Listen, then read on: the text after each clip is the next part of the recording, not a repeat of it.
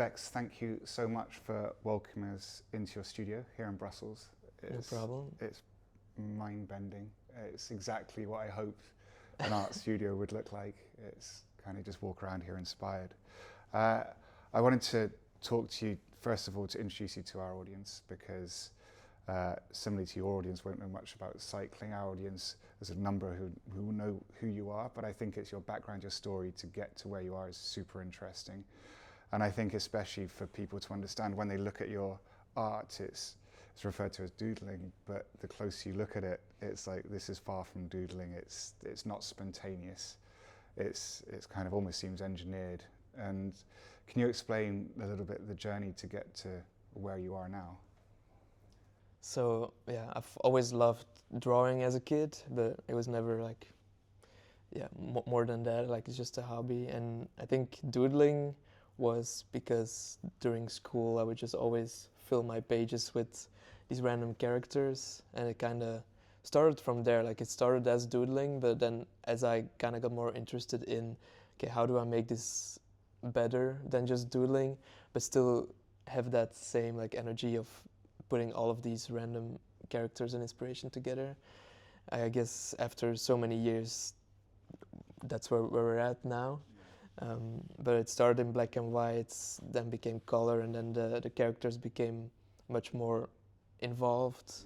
The first doodles were just like kind of smileys put together, like round characters, and yeah, I don't know. Well, I think it's what's really interesting for people if they go onto your Instagram page, you've kind of kept it there as an almost, you've not erased your early work. Yeah. You've kept it there as this almost kind of chronicle of your development, and you can see it through the years of from those very first ones over 10 years ago to where you are in that progression. And what I found fascinating, especially when I come in here, is you've got such a clear identity now, and it's something we were discussing before with Factor. We're an engineering first company, and so nobody can see that sort of timeline and development. Mm-hmm. And it's taken our engineers kind of many years to get to the point where we're getting this design language across the bikes, and for you,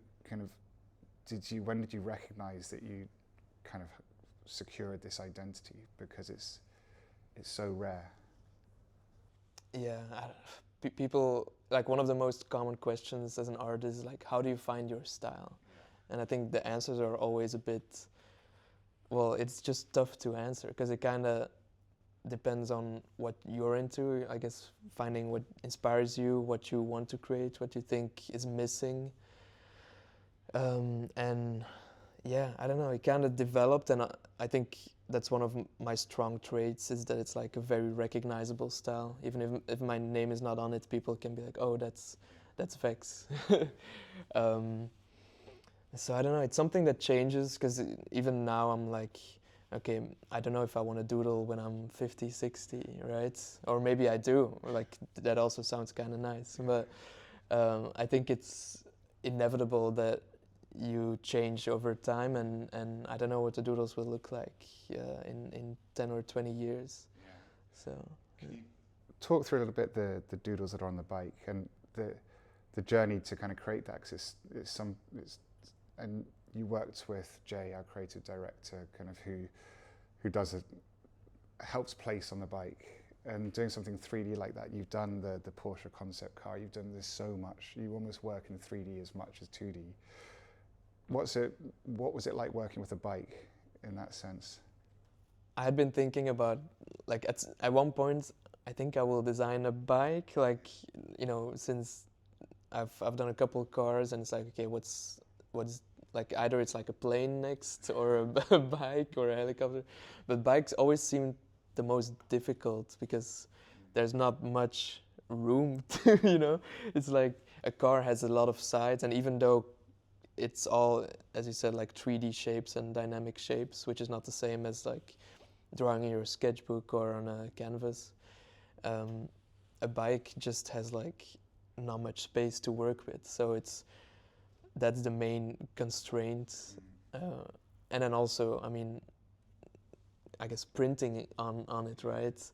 You have literally basically like 3 cylinders that need to be designed and need to be connected. I mean, I think something with this bike, and it's going to be raced at Paris-Roubaix, and I think that was really important for us with this bike as well, is that it's not an art bike in the sense that it's just going to sit there and do nothing. We wanted it to be out there in the field to do what the bike was designed to do. And it's kind of serendipitous in the sense the Monza this bike is being painted on is the model that the teams have chosen for Roubaix. Can you kind of anticipate what's it like for you, kind of foreseeing, or can you imagine what it's going to feel like seeing your bike in a race, kind of doing something that's kind of actually really purposeful? Yeah, that's the moment I see the bike in the race, I think that's gonna be insane. I just remember being as a kid, kind of watching some of these cycle tournaments like Tour de France and Ronde van Vlaanderen. I mean, one point they will go by very fast, so I don't know if I will see much. It depends on if it's like a steep. Stand out. It will stand out. That's it. Yeah, it's just crazy. Yeah, to see professional cyclists actually using it in the official race.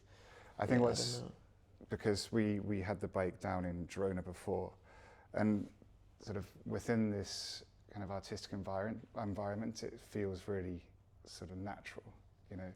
But then on the road, it's so cool because, and I think especially at Roubaix, which is such renowned as a grey and dirty race, and kind of it's all the fields. It's built up. There's a real contrast. You have these flashes of colour going through, and it almost feels kind of perfect out there. When you see the bike out there, there's something that comes to life all the more, which I didn't anticipate. And I kind of think it's going to be interesting for you seeing kind of we see a lot of your art in urban environments or on objects, but then when you put the bike in movement in nature, it's pretty amazing. Especially like against, as you said, like the grays, the color looks even brighter. Yeah.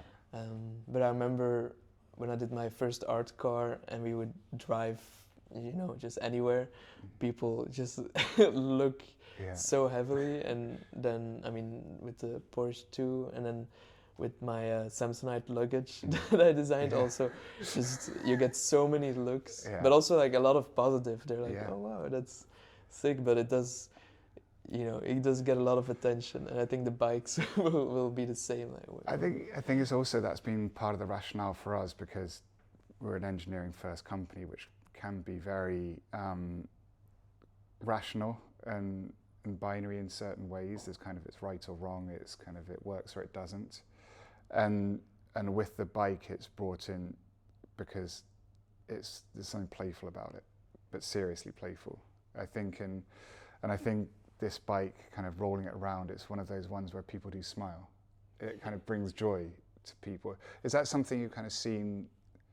I think that's probably one of the things when you think about it with art, it's got to make you feel something. And do you think that's one of the reasons when we're talking about choosing your identity, you found something that you're satisfied with, but you realize it has a reaction with people that you're like, oh no, this works? Yeah, I mean, I think when I made my first like doodle artwork when I was 16, and I had been posting my art online for like 2 years before that, but nothing really sticked, and something about that, the reaction was just different. And then, so I started building from there, and even to this day, it's like, I don't know, there's something that attracts people to it. I think it's obviously very colorful, a lot of detail. You can like look at it for a long time and kind of find new things in it, even, days later, weeks later. And even though it's like colorful, it's not always necessarily like happy for me, even though a lot of people's reaction is like super joyful.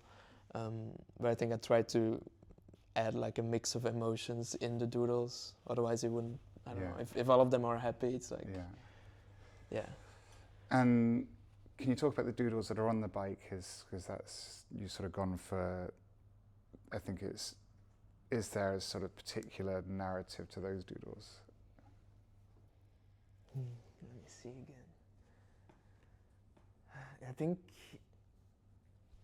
it's mostly like whatever inspired me at that time. So I think right now it's a lot of like some Japanese influence and more, I don't know, trying to give some more story to some of the characters and focus less on how many characters can fit on it, but more like kind of make each one more special. So that's been like my journey right now, and I think with this one too. I think the main challenge was the shape, honestly, and then trying to, you know, make sure the doodle kind of fits on this spot, that it doesn't warp too much, or like, you know, which one will be mostly viewed by people, like mostly the side, but then the driver also needs a different, like has a different perspective of the bike.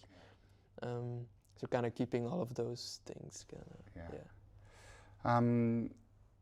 And so to conclude, I suppose, what are you looking forward to most about this weekend and the bike kind of being out there? That now you've done a bike, kind of, is this the only bike, or is it moving on to something else?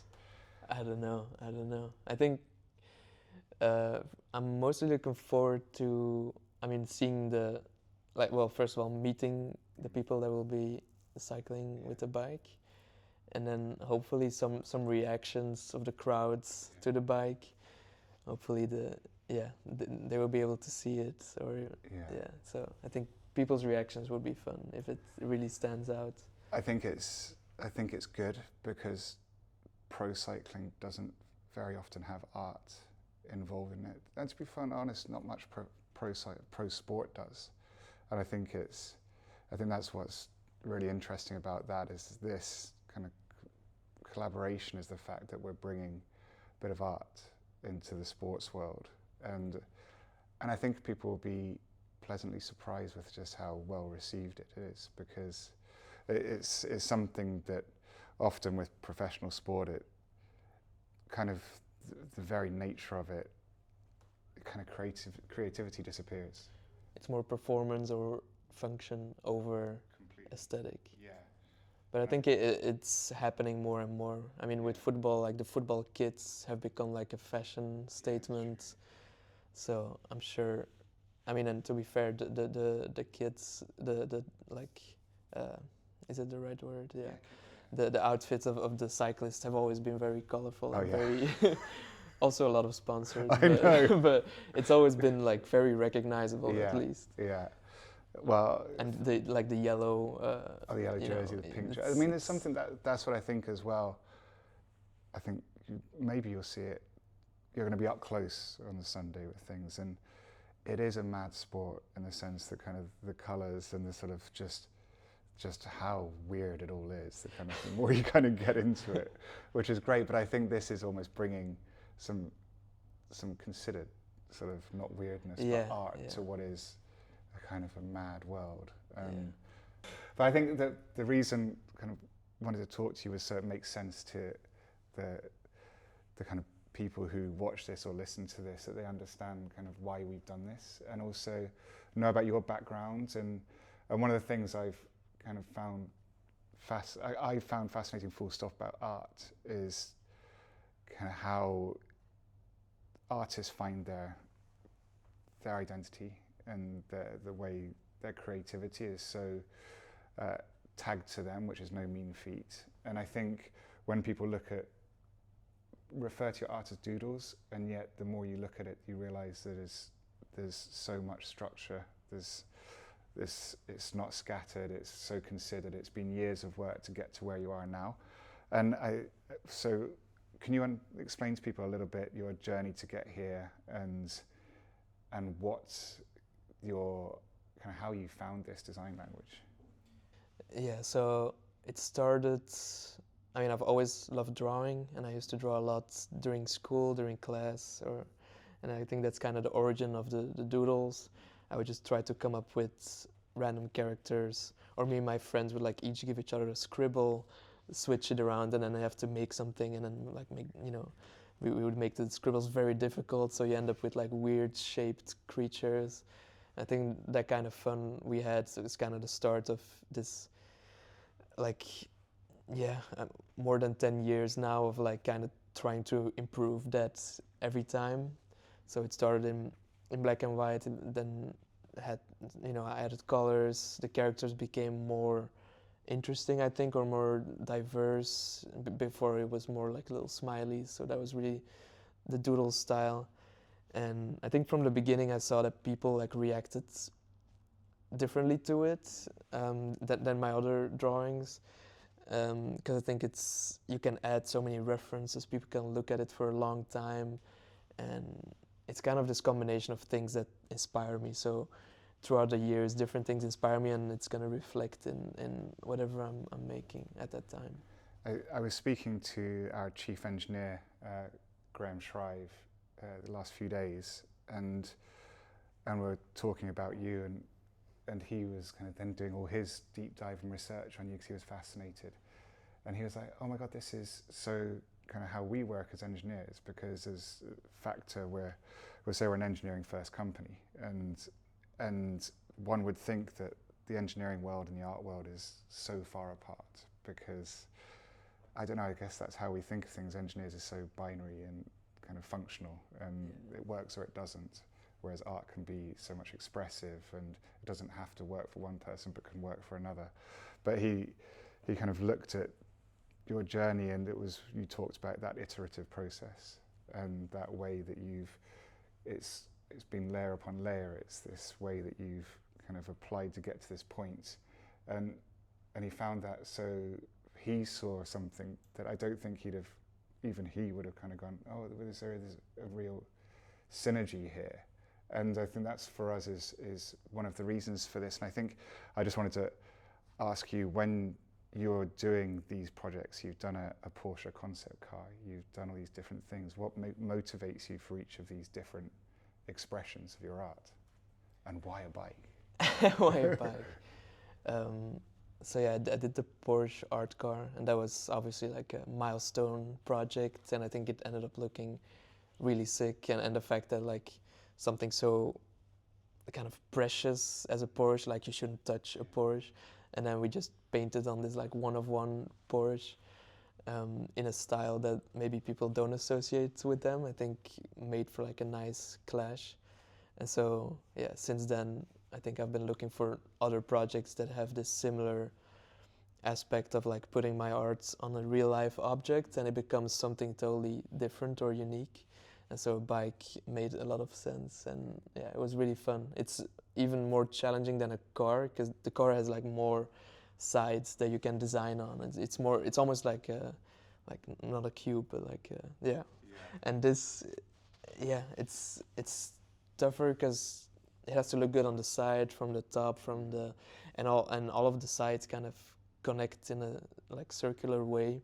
So it has to like be able to loop around, which thankfully for like the doodle style, you can kind of put some doodles and make sure that it kind of works like stickers, you know, that would wrap around it. I think that's exactly. Oh, and one, because you were talking about engineer. Yeah. Let's see.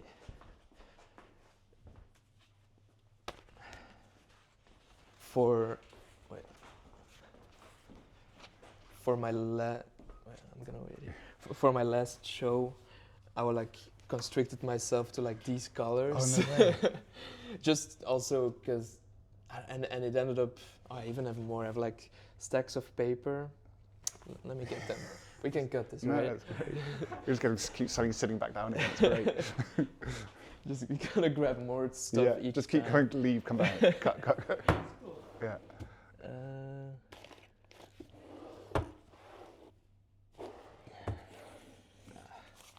Okay.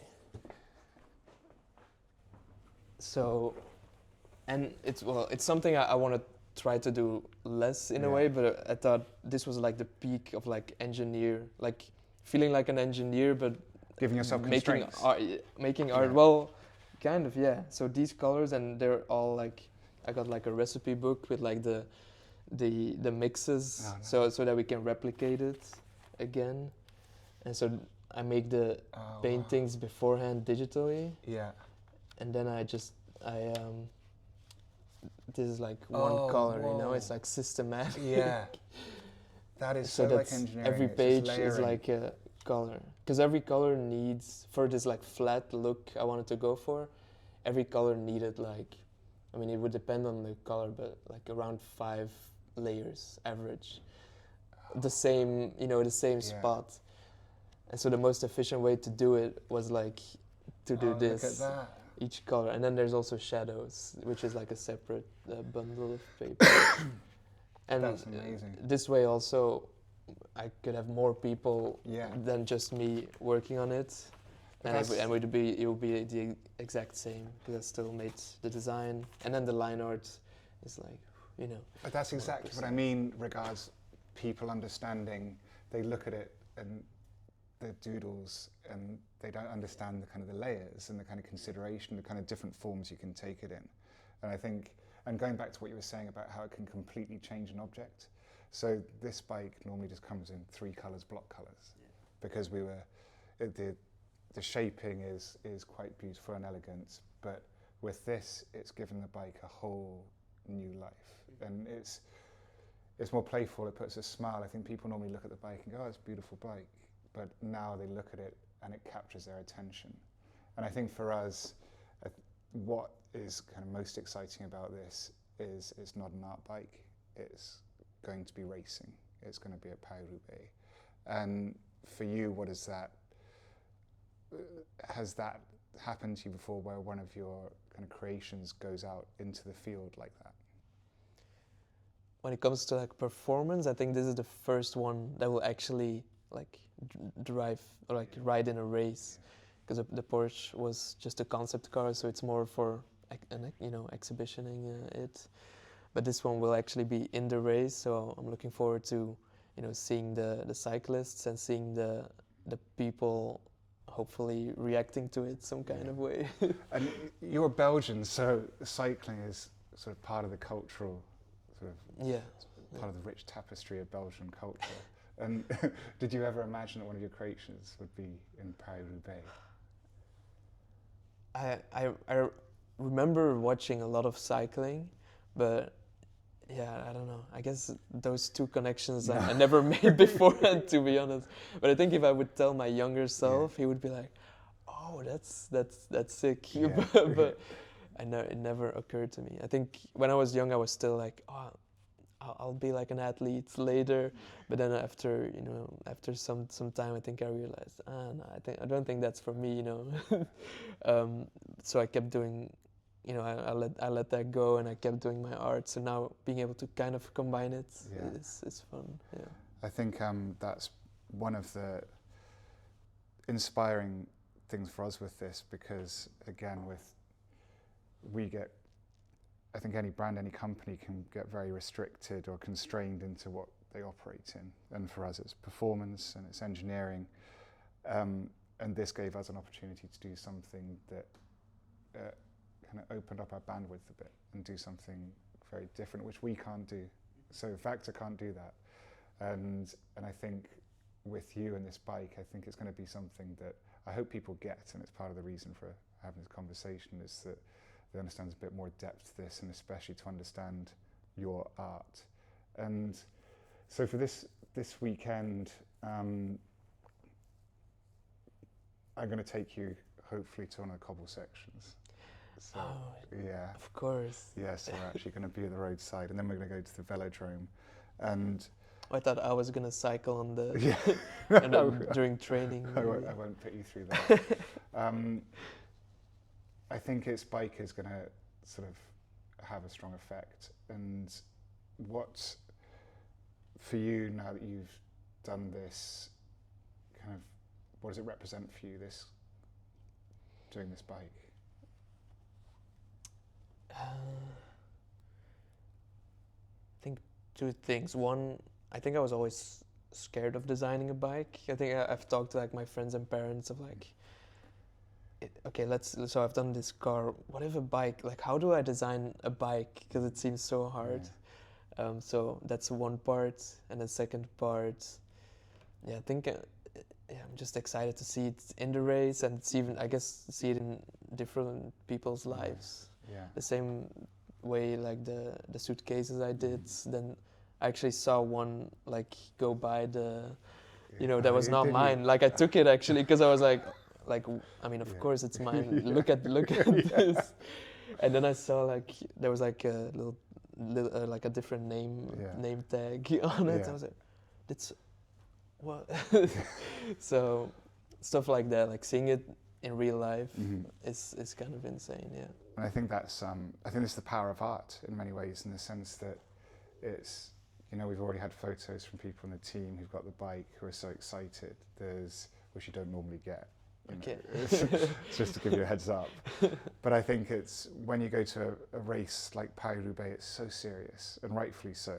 And even where Paris-Roubaix is, it's kind of iconic for the fact it's grey. It's in it's the hell of the north. There's something that I'm not going to say it's provocative, but it's playful that this is the place this bike's going to be, and I'm looking forward to you seeing it out there, because it's one thing being in its natural habitat here in your studio, but I think it comes truly to life when it's out there and being raced on, and it's kind of that I think is super cool. It's like bringing art out there. It's kind of like seeing a suitcase on the carousel. Yeah, of course.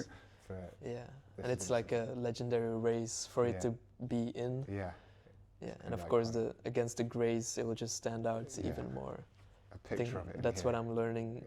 Yeah, on the greys that's where it's, and even with fields, everything at the moment it's in nature. Yeah. There's something where it kind of oddly feels. I don't use a lot of green. I try to avoid green a lot. So maybe like nature's full of green, and then mine is like all the rest of the color. And it suddenly kind of has this second life, in the sense that it just suddenly it makes total sense when it's in nature, because it's really kind of makes you think and you have a reaction to it. So for us at Factor, thank you for the collaboration, putting the time into this, because it's not a project that we had ever really kind of imagined doing either. And then the serendipity, I guess same. Of it now being in Paris-Roubaix, I'm looking forward to showing you and introducing you to the team and getting you out there. So thank you. Amazing. Well, thanks. Thank you for having me. Yeah. This was so much fun to design.